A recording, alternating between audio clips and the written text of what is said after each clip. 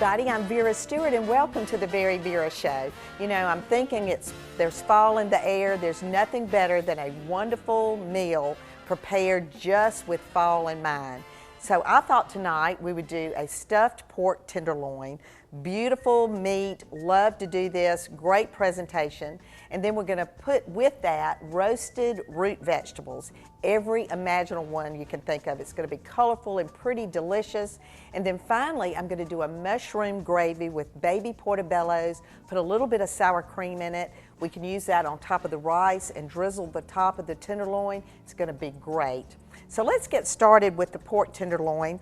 And actually at Fresh Market, they package these 2 to a pack. The pack weighed about 3 pounds, and that's just perfect. This particular tenderloin would serve probably 3 to 4 people, or either 2 really hungry people. So I'm gonna use just one that was in the pack. I'm gonna cut off the little tail that's on the end, and we'll use that for something else in a few minutes. But I'm gonna take it and cut it lengthwise all the way through, and what I want to leave is about a 1/2 inch. You don't want to go all the way through it, but you want to leave about a 1/2 inch because we're actually going to flatten this to about a 1/4 of an inch thickness.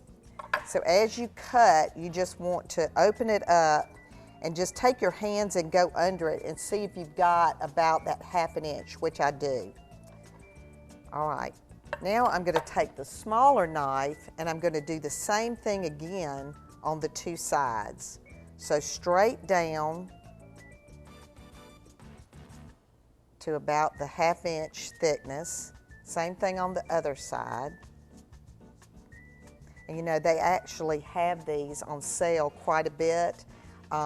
You know, those Tuesday specials that they have at the Fresh Market, you need to be on their email list because they'll let you know when they're running these for $3.99 a pound. And I got lucky enough to get involved in that sale this time. All right, so now we've got it scored and ready. So I'm gonna cover it with a piece of saran wrap.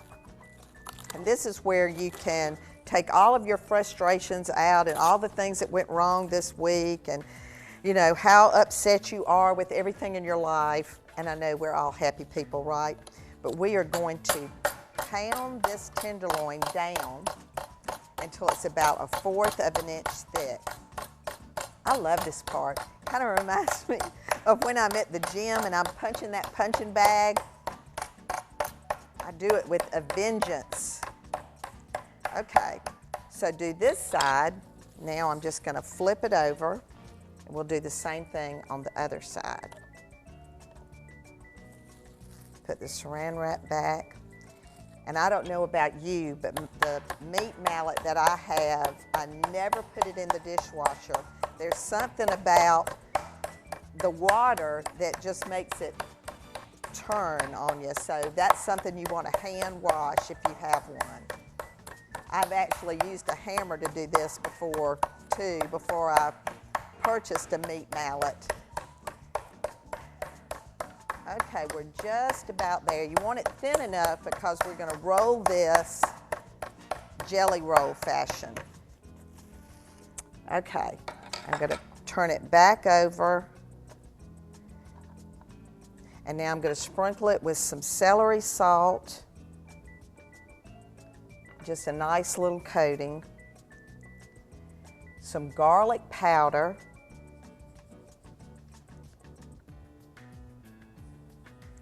And then some freshly ground pepper.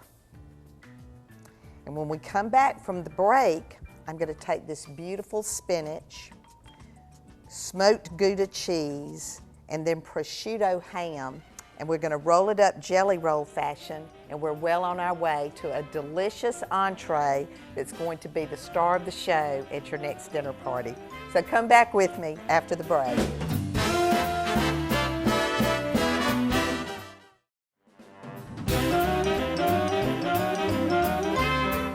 Welcome back, and we are in the process of doing a stuffed pork tenderloin.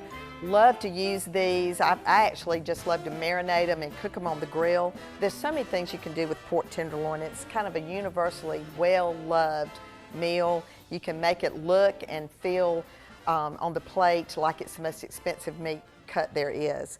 So I've already pounded this down, cut it, butterflied it, have it about a 1/4 of an inch thickness. I've covered it with celery salt, garlic powder, and a little bit of freshly ground pepper. And remember the little end that I said I would do something with it in a few minutes? One of the tricks is, if you have that when you cut it, make it just like the big one and either let that be like a little sampling when your guests first arrive, or stick it in the freezer sometime when you just want a little extra something to go on the plate when it's just you and your husband. So that's a lot of fun. Okay, so now we're going to take fresh baby spinach, and you don't cook it, you just put it on there fresh. And you want to cover the whole top of the meat.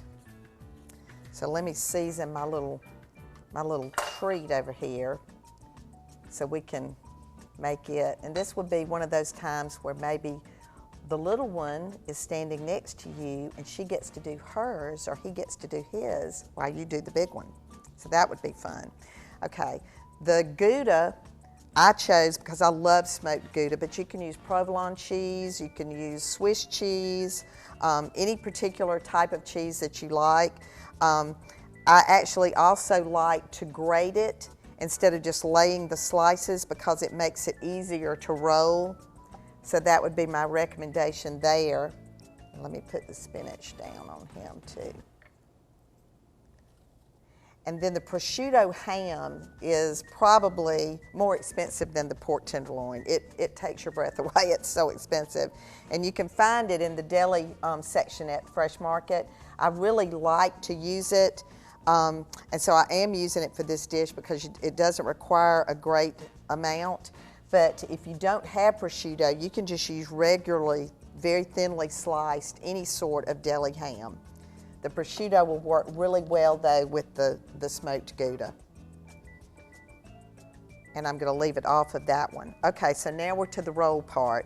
So this is where you take the wide end and you're just going to pull it up, and we're just going to gently start rolling it up like a jelly roll. So you want to take your fingers and actually start tucking it in as you go. And you see how I'm just pushing all of that good stuff back inside, and then just move it towards yourself. And this is where we're going to begin the process of tying it up so it won't fall apart when you're cooking, and I'll roll that one up in a few minutes. Okay, so I've got my kitchen twine, and I've already cut me, you know, a kind of a long strip. So I'm going to take this end and go ahead and make a tie. It's just one knot. You don't want to pull it too tight, but tight enough that it's going to stay on. And then I'll just take my sharp knife and get rid of some of that. We'll do the same thing down at this end, and then you want them to be about 2-inch intervals. And the amazing part of this is you bake it in the oven uncovered, and it is so moist and tender. A pair of kitchen shears would actually work very well for this process too, but I've got my knife right here. So I'm going to just go through and tie those.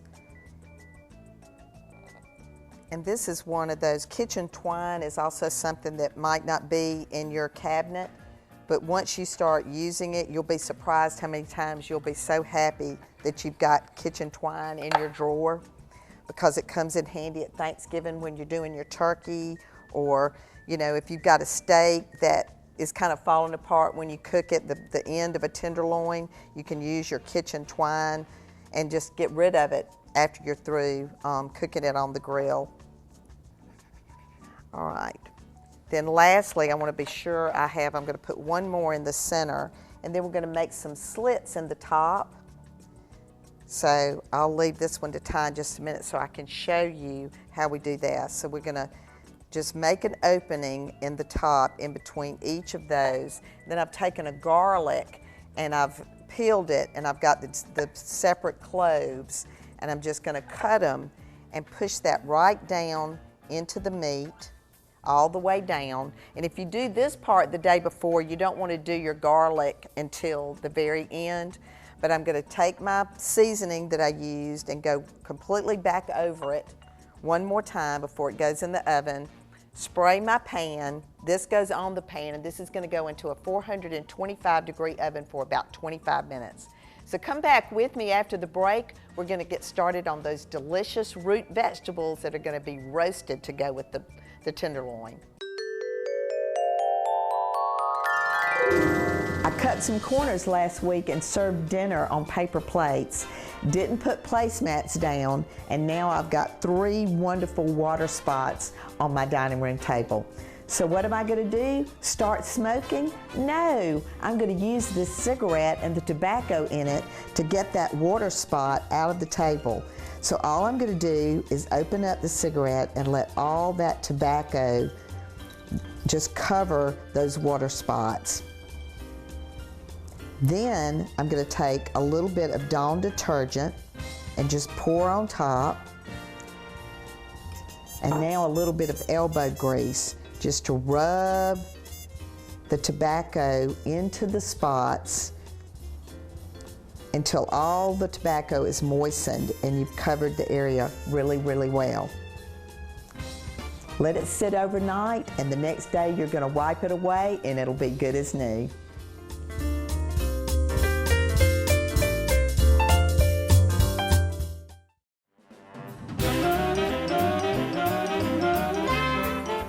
Welcome back, and I've got that delicious pork tenderloin stuffed with spinach and smoked Gouda and a wonderful prosciutto ham in the oven. And remember that little tail that we did on the side? Well, here it is in the frying pan, and I'm just cooking it off so that if I'm having this for dinner, maybe I will tempt my husband with a little appetizer bite full of what we're having for dinner when he gets home from work. Or if you're doing this for a party of 4, you've got enough for everybody to have one bite with a toothpick, and it just smells so good when you're walking in the house. So that's an extra treat that you get if you have a little bit of a tail on the end of that pork tenderloin when you get ready to do it. All right, so what about some delicious root vegetables to go with that as your side accompaniment? You know, root vegetables are the most overlooked vegetable there is. We always think about green beans and broccoli and corn on the cob and that sort of thing. But in the fall, the root vegetables are so good. So I've got a parsnip, carrot, an onion, sweet potato, turnip, a gold Yukon potato, and beets. So as you can see, this is a very colorful dish. And what I wanted to do was show you some of the different ways that I decided to cut these vegetables, because some are going to cook faster than others. This will give you the opportunity to have a little bit of variety in your texture. You'll have some that are crisp and some that are really well done cooked. So it'll be a nice combination. So on the parsnip, I'm going to cut it at a diagonal. And that way you've got kind of a different appearance. As you can see in the dish, you've got a different look to that vegetable, and it'll be easy for any guest that maybe has not had that vegetable before to know which one that is, because you've also got a couple of other light color ones. So I'm going to add these in with the ones that are already there. Some are big and some are little. And I actually love the way that vegetable smells. Okay, the carrot, I want to do the same way. I want to cut it on a diagonal so it's not that same old circle that we're always used to doing. And then make some of them bigger than others, which will make a nice difference in the texture. On the turnip, here again, this is where a very sharp knife comes in extremely handy, and why chefs are so protective of these knives, because they are so expensive. But when it comes to cutting vegetables that are hard like this, you really want to have something sharp. I cut off the end so I've got a square bottom, and now I can just go straight through and I'm not having to worry about whether or not it's wobbling. At this point, I want to take the flat side again, go straight down, and then I'm going to cut just different sizes, And if one piece is too big, more than a bite, you just want to cut that in half. All right. Sweet potato the same way. You've got the flat, you want to go straight down, and then just start cutting your pieces so that you've got, you know, about a bite for each one. And then the last thing, of course, the onion, I've cut it into fourths. I've already got some in there. And when you place it in the pan, you want to try to keep it, even though it's separated, you want to try to keep it together so it cooks together. And then once you toss it, it can fall apart. The last thing you want to cut is the beet. Is the most naturally great dye that there is. And if you get it on your hands, it's going to be there. So you certainly want to cut that last so you can rinse your hands off. And I love the flavor of this and also the presentation. Lastly, we're just going to drizzle this with a little bit of olive oil. We're going to coat it with some good kosher salt, a nice helping of that. And then finally, some fresh ground pepper.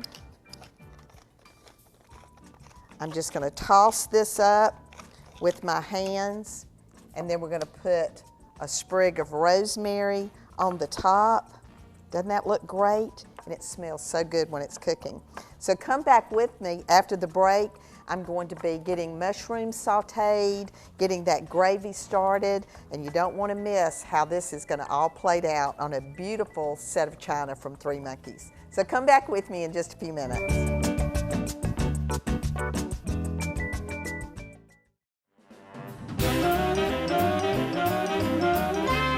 Welcome back, and don't you just love fall? I do. I just love it when that little crisp gets in the air and all the foods are so pretty, and it's just a great time of year to entertain. Just beautiful things that we have in the kitchen that just remind you of fall. So I'm really having a great time tonight, and I hope you're going to try some of these recipes. While we were on the break, I went ahead and got the gravy started. I had olive oil and butter, 2 tablespoons of each in the pan. And then I added to that some little baby portobello mushrooms and got those cooked down pretty well. Then I added about 4 spring onions cut finely and let those cook through. And then I poured in about a cup of chicken broth and a half a cup of white wine, and let that cook a little bit. Then I added the flour, 1 tablespoon of flour, to the remainder of the broth. And now I've got what is really just a really kind of a thin gravy, but it's really nice and it's gonna flow really well over the meat. I'm gonna add now at this time a half a cup of sour cream and just blend that through. And again, the gravy is something you could do in advance, and then you want to add in your sour cream right at the last minute. And then the last thing that's going in this wonderful sauce that's going to go on our rice and on our pork is freshly cut parsley, and I'm going to put about a tablespoon. A little bit of salt and pepper. Won't need a whole lot because everything is seasoned so well tonight. And now we're ready to plate. And I've got this beautiful china from Three Monkeys, just says fall up one side and down the other. I actually put the bowl there. I just wanted you to see it. It's so pretty with it. But now I've got the tenderloin. I've sliced it really nicely. I'm going to go right to the center to get some of the prettiest pieces out, so we can see how it's going to look on the plate. So I'm going to do about 3 medallions for each person. Oh, I love it. And I like it. You know, back in the day, you didn't think pork was supposed to be pink on the inside, but that is exactly what I wanted it to look like. Now I'm going to do, I did a beautiful harvest rice that you can pick up at the Fresh Market. Has so many different kinds of rice, and I just loved the color. A little bit of that on the plate, and then these gorgeous roasted root vegetables are going to just plop over on the side, and I want to be sure I get a beet right on the top. And now finally, that wonderful gravy is gonna go across the pork and then on top of the rice, the gorgeous rice. Now, if this doesn't say fall to you, then you need to go get your eyes examined, because that is gorgeous. The plate on top of this beautiful wicker charger, the placemat, the napkin, everything just says fall. And Sally Rich says these are her favorite colors, her favorite time of year. So I want you to stop in and see her, tell her how much you enjoyed how that looked tonight.